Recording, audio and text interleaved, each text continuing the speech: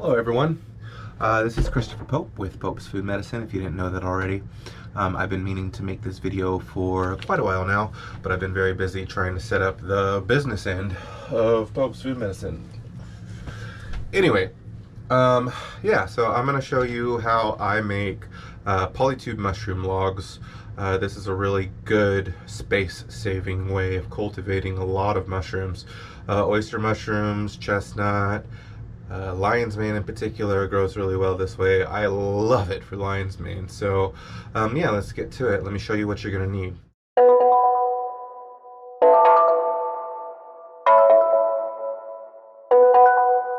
So the first thing you're going to need is your Polytube.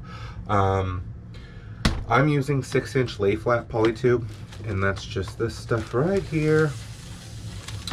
So 6-inch lay flat means there's no pleats in it. It's just when it lays flat, it's 6 inches across. And I'm cutting these down to 20 inches. The next thing you're going to need is some zip ties or string or something to tie the ends of the tube closed. So these little zip ties right here work perfectly. You're also going to need a 1 1/8 inch dowel. Like so.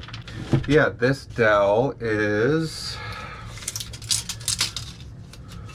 12 inches long, so this is 1 foot for a 20-inch lay flat bag. So I'm going to go ahead and cut this one. Oh, you're also going to need, of course, your substrate. So right here I'm using Massive Mix. This is a blend of soybean hulls and hardwood fuel pellets, 50% of each. So yeah, I'm gonna go ahead and cut this down, like I said, 20 inches, and then I'm just gonna bunch up the end here.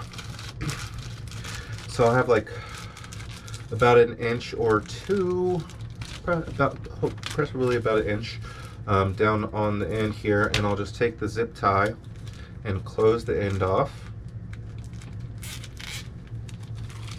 And then I'm going to put 1.5 pounds, 1 pound 8 ounces of the dry substrate in the tube here.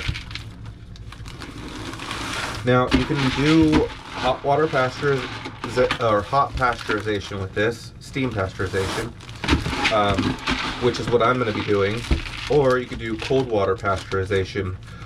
If you're doing cold water pasteurization, you'll use, for this weight, which is going to end up making a 3-pound mushroom log, you'll use 3.4 grams of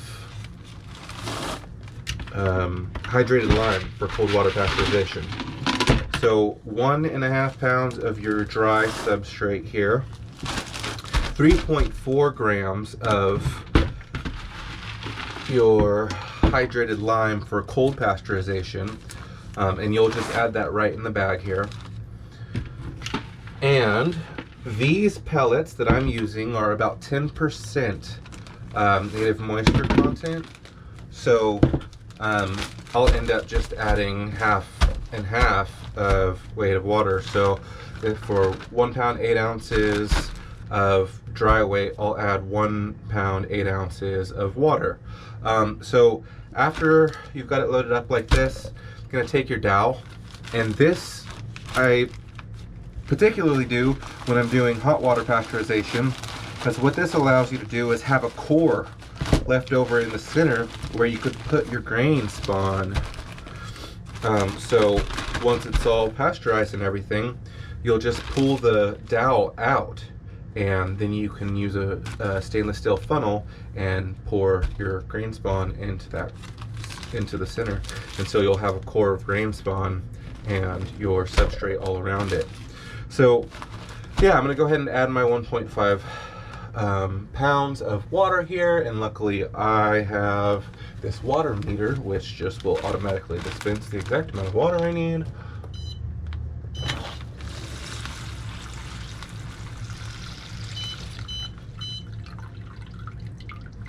So once you've done that, you're going to want to let the pellets expand a bit, and then kind of roll the blocks. So attach your zip ties like this, and then get another about an inch of the bag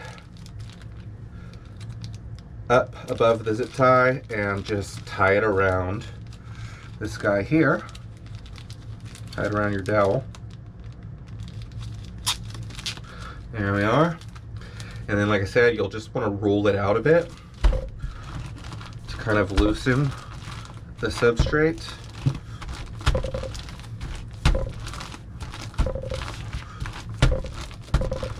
And make sure your dowel is going all the way down to the bottom of the bag so that you have that core all the way down.